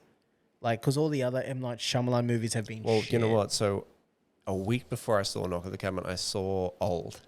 Oh, man, that was so bad. I actually didn't mind it. There were certain aspects of it. There was certain acting that I didn't like, but the concept of it I really, really liked. The concept is cool. Yeah, okay. That's the concept. There was a lot of flaws. A lot of fucking flaws. Man, the movie was terrible, I thought. Yeah. Like, the concept is cool. I give it that, but everything was a typical I'll give it like maybe a 6 out of 10. I'm giving it a fucking 3.5. Oh, really? Okay. Yeah. Like, I'm trying to be generous. no, I'm not. It was Fucking like, no. I've never been a fan of M. Night Shyamalan. I mean, like, the worst movie I thought that was ever made by him was that one with Mark Wahlberg when they're running away from fucking a wind. What was it called? Oh, I think I know the one The you're Happening. talking. The Happening. The Happening. Yeah. That was fucking stupid. They're running I away forgot from. he made that. Yeah. They're running away from fucking wind. Yeah. Anyway, so Poland or whatever the fuck it is. But like, it's just M. Night Shyamalan. Oh, actually, no. Split. Split was one of my favorites. Oh, was that M. Night Shyamalan? Yeah, remember because it connected to The Sixth Sense and then they did Glass. No, that was Unbreakable. What did I say? Okay, so Split was actually like the sequel to Unbreakable with Yeah. So it's Unbreakable, Split, and then what was the third one? Glass. Glass, Yeah, yeah. yeah. So I love Split. Okay, Split, I okay, really okay, enjoy okay, Split. okay. Sorry, then. Are you sure that's in my Shyamalan? Yeah, yeah, because Unbreakable is made by M Night. Nah. Yeah, I'll check an IMDb. Yeah, IMDb that shit. Really? yeah. Well then, okay, I'll take that back because that trilogy alone was fucking amazing. I Yeah. love that trilogy. But I don't know. I feel like M Night Shyamalan then is just a bit of a hit and miss. Yeah. I love that movie. Oh man, Split's amazing. I love Unbreakable. fucked. Unbreakable was fucking Yeah, amazing. Unbreakable. Glass, probably my least favorite out of three. I think it was just cool how they got them all together. Dude, when they were all having that massive fight at the, come on, Yeah, no, that was pretty that was cool. insane. But like, what was so fucking cool? It was when the like I guess when In which movie? You're talking about? no, this is like when Split got released, right? This is what I loved was the fact that, and I'm gonna give him like props here. I guess I'm gonna be backpedaling, and people are gonna go, "Gilly, you're fucking backpedaling because you just said he was shit and you didn't like him." But what I did like was the cover art. No one picked up on it of Split because Unbreakable. I don't know if you remember the cover art for Unbreakable. It had Bruce Willis, and I think it had Samuel L. Jackson, yeah. but it had a crack, right? Like of glass. That crack of glass then lined up with Split's crack of glass. Oh, really? Oh, and okay, I then don't know. it all moved. Oh, that's cool. I didn't It realize was that. insane, man. I was like, holy shit. So they practically told you that this is a sequel without letting you know it's a sequel until obviously the end of Split. When Oh, yeah. So I remember I watched that with Alicia at the end of the movie. you Because I knew it was an M Night movie, right? And Yeah. I was like, okay, cool. And then it was Bruce Willis having Yeah. a cough. I'm like, no fucking way. Exactly. I freaked out. I It was was like, that's amazing fucking because he cool. didn't say anything, Yeah. and that was like the twist of like say the Sixth Sense, Yeah. where you find out he's a ghost, which Yeah. I kind of really fucking knew was a ghost.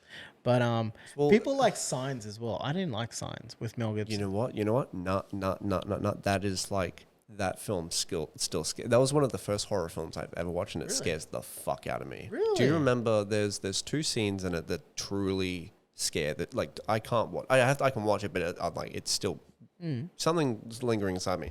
The first scene is when he's like trying to help his daughter go to sleep, and then his daughter's saying something like, "Oh, the neighbors are on the roof or something," and then he looks up and he sees the alien up on the roof. Yep. There's that scene, and then the second scene is it was a news report, and it was at a kid's birthday party, and all the kids are inside and they're freaking out, and then like because they're all speaking another language, I'm pretty sure, but like you can hear it translated, and like the cameraman goes up to a window and it's like it's behind, and then it walks across the camera. Yeah.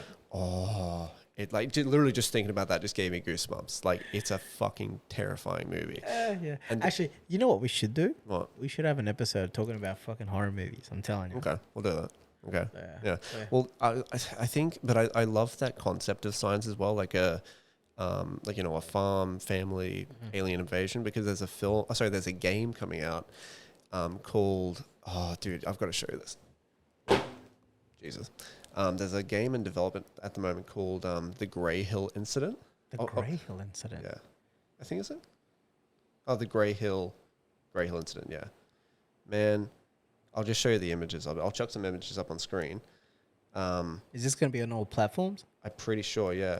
Okay. And it's essentially like you live in a county, and there's been reports of UFOs and aliens aliens abducting people, and you've got to go around. You've got to help. I think you just got to help like your neighbors and stuff like that. But as you're doing it, you can see the aliens walking up into people's houses. Like that's what it looks like. It looks fucking terrifying. Oh shit. Yeah. So that's Shit, that looks cool. yeah. So that's why the one of the flying saucer on top of the house. Show Yeah. that one. That looks sick. But like that's why I've loved the like the vibe of like alien invasions on a farm attack and stuff like that. It's got that very old school sort of It's like a 1950s type horror. It's cool, man. so that's what they took inspiration from. So that's actually that picture there is That's pretty dope. that's a recreation of a supposedly alien photo, which probably isn't real, but like man, just the vibe, it just looks terrifying. So yeah, Grey Hill Incident. So I'm keen for that. But just go back to M Night for a second. So he's known for his twists, right? I didn't really feel there was a twist in Knock on the Cabin. No, there was no twist, Yeah. and that's what I found refreshing. I was the- kind of like, missing it because that's his thing. Well, you know what? And I said this to you. I kind of wish that I saw the world go down. Like I want to see a movie where, if it's gonna be the end of the world, let it be the end of the world. Because like let's face it. Let's be real here. The concept is there's a family, bunch of strangers come up, tell them, hey, you got to pick someone in your family to sacrifice themselves in order to save the entire fucking world, right? You have to pick, all right? If you don't, each time you say no, something bad's going to happen to the world, right? Okay, let's be real. Can you actually say that you are willing to sacrifice it? No. God, no, because human beings in I guess, we're designed to be selfish, especially when it comes to love and family. We'll protect them. Even knowing that it's going to be the end of the world and knowing that, you know, you're going to have at least a few moments more than everyone else before you end up being perished, you're going to most likely choose to go through that. So why not be refreshing enough to show this is how we are as human nature. We wouldn't have fucking, you know, sacrificed ourselves for the better. Like, we wouldn't. Yeah. I mean, maybe some parents would go like, yeah, like as myself, I want to see my daughter thrive, blah, blah, blah. Okay. But take the kid out of it. If it was just a two couple, no fucking way. No way. No. I can't see that. I love how it got straight into it though. Yeah, there was no fucking around. It was straight, Yeah. and that it was like good. Dave walking up to Yeah, yeah. he's such a sweet guy. Yeah, I was just saying that. My Such a hip sweet was just guy. like, Because like he had like in the beginning he had this like creep over. yeah. And Why? you're Because the like, glasses. Yeah, well, it just even the way he was talking to the little girl. Oh, by the way, I love that little girl. Yeah, she's a great She actress. was such a good, like a smart little cookie. Yeah. But yeah, I just wanted to see the world crumble. But I feel like we've had enough of those. I feel like we've seen enough end of the world type movies. Well, no, we haven't, because Haven't we? we always see an end of the world movie where somehow by the sheer grit luck, humanity survives. I want yeah, to in see that aspect, I yeah. want to see a movie where we don't. Show me the fucking end of the world. Well, the cabin in the woods. Yeah. Yeah, the fucking gods come up and they fuck us up. Well, yeah. But I mean, this was more like biblical fucking like hellfire and brimstone type shit that was raining down in Knock at the Cabin. You know what I mean? I wanted to see that. It just looked cool because like they were hinting at it, but then it just went away. Yeah. I'll tell you, there's a movie coming out next. Oh, we don't know. They're filming at the moment. It's Five Nights at Freddy's. Oh yeah. They're filming that at the yeah, moment. yeah. And like there's a deep like the game's been out for 12 years now, 11 years now. The game's got a very deep lore. And like there's the main security guard, and then there's a guy called the Purple Man. And I guess the Purple Man's kind of like the reason why everything happens, because I think he stuffed like one of the kids inside one of the animatronics and yada yada yada. And they announced the casting a while ago, but Josh, I can't remember what his last name is. The guy who plays Peter in the Hunger Games. He's playing the security guard. Okay. And Matthew Leonard from Shaggy from Scooby-Doo. Oh, He's playing, Matthew Lillard. well, yeah, whatever his name is. Yeah. Yeah, he's playing the purple guy. Oh, okay. Like, And I'll be I'm honest with you. keen for this movie. Okay, this shouldn't surprise you, but I know Five Nights at Freddy, but I don't know Five Nights at Freddy, if that makes sense. Yeah. I don't know the lore. Like, I've seen pictures and whatnot, and I know my kid likes it. Yeah. He's into it, but I got no idea what it's about. So I'm There's- interested. there's- It looks yeah, cool, but yeah. There's like 4 main title games, and then there was like 2 or 3 spin-offs. Like the latest one's Five Nights at Freddy's Security Breach, and it's like that was a really well made game, but usually it's just, hey, you gotta like shut the door and don't let the animatronics in. But the newest one, you actually walk around. Is it just these animatronic like looking animals trying to kill people? Is that what it's about? Like, There's a bit of a deeper meaning behind it, but Okay, it was okay. like you should look it up. It's Oh, no, very you know interesting. what, I will. Like, actually, no, I guarantee I will. One other movie that I'm looking forward to is Evil Dead Rising. Yeah, that looks good. I've been an Evil Dead fan since I was a little kid, so I'm so ecstatic to see this one. It's got the vibe of the 2010 remake. Yes, and I loved the 2010 remake. Oh my god, I went to opening night for that at South Bank at the big IMAX. Holy shit, was that an amazing experience. Yeah. Best scene in the world was the Stanley blade cutting through the tongue. So the scene from the trailer, how her head's like stuck in the trap door. Oh yeah, that part always gets me. Yeah, no, it's I'm looking. There's actually going to be a few decent horror movies coming out this year, so that's going to be fun. I watched Megan. I haven't watched that. Is it good? I mean, they've already greenlit a sequel, so. Oh yeah, well, fucking it was blatantly obvious that they're going to make one. Like the end scene was just Just tell me. I'll watch it. I don't give a fuck. We spoil it. What happened? Oh no, like her subconscious or like Megan's operating system gets uploaded to another AI bot, and yeah. Oh, that's what I fucking hated about the Child's Play remake. Well, this is the thing. That was dog shit. I'm not gonna lie. Shit. This is a straight rip. Like, Chucky? Well, sort of in the sense that it started off Megan being wholesome, and then incident happens that kind of like short circuit something in her, I guess, in her system, operating system, and then it turns her into like, no, this human being, like this little girl, I'm gonna protect and love and be over, so she starts killing everybody who's fucking mean to this kid. Yeah, right. And it just progresses on. So, but it was just, Yeah, right. I mean, there was a little bit of creepiness, like in the sense of just looking at like this doll face, the way it looked. Really, it was just something unsettling about AI that gets me at times. Oh, hang on. Yeah. So I want to play something to you guys. So I've been playing around with this voice. I've been playing around with this voice AI creator. Basically, what you do is you can if you give this program enough audio of someone speaking in different ways and different tones, it will learn how they speak, and you can spit out, what do you call it? You can spit out whatever you want. Whatever you type in, it will say it. And I made myself a little cheeky advertisement for my business, and I used the voice of Joe Rogan, and this is what it came out with. I want to play the whole thing. If it will let me. By the way, let's just say that Joe Rogan does not endorse this. Fuck no. Okay, here we go. Oh, wait. What's that connected to? Is that connected through here? Oh, no, wait. Hang on. Chat with you about videographers and... Cool. Okay, sweet. So this is what it came out with. Everyone, Joe Rogan here. I just wanted to quickly jump on and have a quick chat with you about videographers in Brisbane. Yeah, I know there's a ton of guys over there just absolutely killing it right now. But really, I don't think anyone is on the same level as La Cosa Studios. The guy behind it, Sam, is an absolute wizard behind the camera. His quality is second to none and really knows his stuff. Seriously, if you're looking for someone to really pick up your game for video content on social media, go no further than La Cosa Studios. You will not regret it. Oh, and just throwing it out there for anyone wondering, this totally isn't generated by AI, and it's actually me. Seriously, why would you think Sam would go to such extreme lengths to explain how awesome he is? Come on, give him a break. He's just not that kind of guy, so get that out of your head.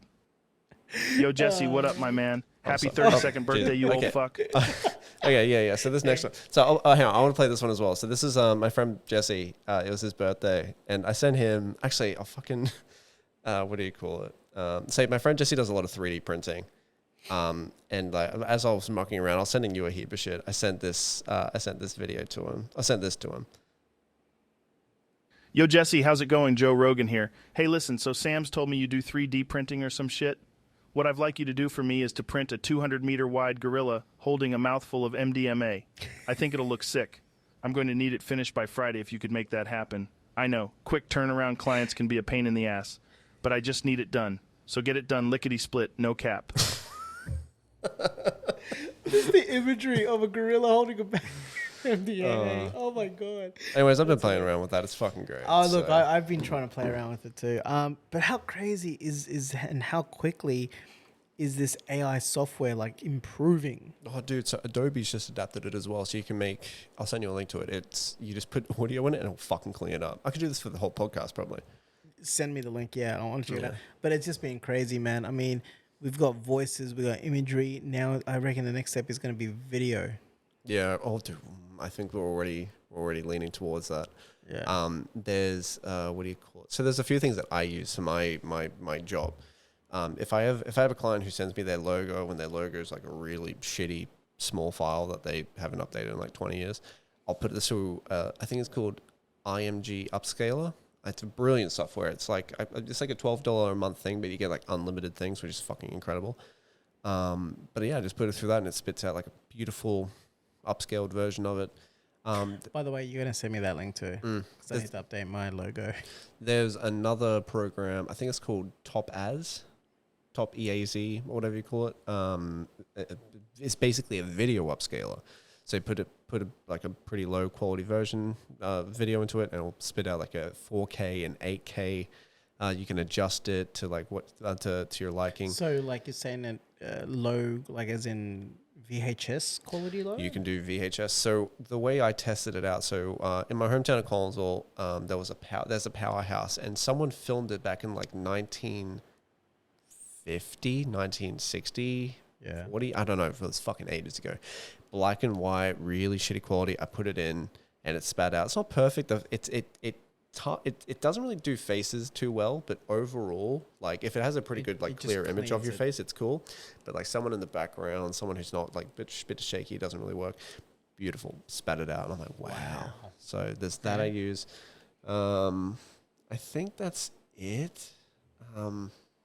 For in terms of that I use for work. Yeah. But then there's another one called like NVIDIA Canva. So that's cool. Canva, AI is just fucking insane, dude. It is. I mean, look, right now I find it, all cool, fun and safe. However, once we start delving into, let's start putting AI into mechanical bodies is when we're going to fuck things up. Yeah. I think that might be the limit. There'll probably be someone who will do it, but I think that might be everyone will be like, yo. Yeah, I don't know, man. Like even AI, like you got to think about the possibilities of a Skynet type scenario, right? Where AI, a software thinks that we are a plague, and the only way to save the actual planet Earth is by destroying us with nukes. Could fucking happen. ChatGPT is another one I use as well. That's the one. Wasn't ChatGPT whatever the fuck you just said? I read something along the lines that that's owned by Google or something, isn't it? I don't know. There's something that's owned by, I think Bing has their own version. That's the one. Bing. Yeah, sorry, it's the Bing one, where apparently it was trying to get access to nukes. Oh, probably. Yeah, no, it was a report. Like it was having. But was it actually, or was that someone just putting in a very specific no prompt for it to say that? No. It was on its own. It was trying to find out more about the nukes and where they're being stored. So Bing had to shut it down and put different parameters so it doesn't want to learn that. Right. So, it was fucking crazy. I was reading it the other day. So check it out. Like just write Bing and whatever. I think it's Open Chat or some shit like that. Oh yeah, Open Chat. That's Bing's version. Yeah, and they shut that down for a bit because of that. Like it was trying to learn more about nukes and where it was placed. Yeah, and that's what I was like, holy fuck, man. Yeah. Luckily they were on the ball on that one. Yeah. Oh yeah, man. You're a fuck. Anyways. Luckily they're on the ball for that one. Gee whiz. Gee whittakers. All right. On that note. Yeah. So what's I guess we're gonna leave it there. But that was good. Well, we'll definitely be back. I don't know when. When would you like to have another one, Sam? Like as soon as possible. I'm hoping. Listen, we might have another one at the table. I'm hoping to get downstairs sorted like ASAP Rocky. Like I do want to get it so we can just do it and kill it, because I think it's gonna be a little bit more chilled, a little bit more laid back. We'll try and see if we can get some other people on. I love the lighting on this. The lighting is really beautiful. It does look pretty good. Yeah. Not gonna lie. I mean, we gotta have to see how it is downstairs, but Yeah. Also, if write a comment down below. Let us know what your thoughts are on the topics that we had today. Because do you want to throw your social out for anyone to want to follow? Oh yeah, sure. Semicolon for pretty much everything. I think mine. On Instagram. What is mine? Clown Prince. No, see, that's my personal. Please don't follow me on Clown Prince. What's your other one? Oh man, the other one is Oh, no, it's not that. No, it's Lil_homie_Gilly. So little homie Gilly. Okay. So go check that out. And also, like, feedback's always appreciated. Yes, because we want to please. know what you like, what you don't like, what the camera setup, everything. Like, Everything. Okay. And if you're interesting out there and you've got like an interesting job or something, hey, why don't you shoot us a message? You never know. You might be sitting with us and we can chop it up. there's been a few people who have, like, in the past who've been like, yo, I'd love to sit down and chat. I've got a few, Yeah, and there's- we are going to get some guests up in here, and we're going to have a chat with them and stuff. We know a few really cool people doing some really cool shit, so stay tuned for that. But yeah, hey, look, doesn't mean that you can't come if you got something interesting. Sorry, yeah, write a comment down below, and we'll get back to you. Apart from that, I guess. Yeah, cool. Thanks for Right, watching. catch We'll you see you later. guys in the next one.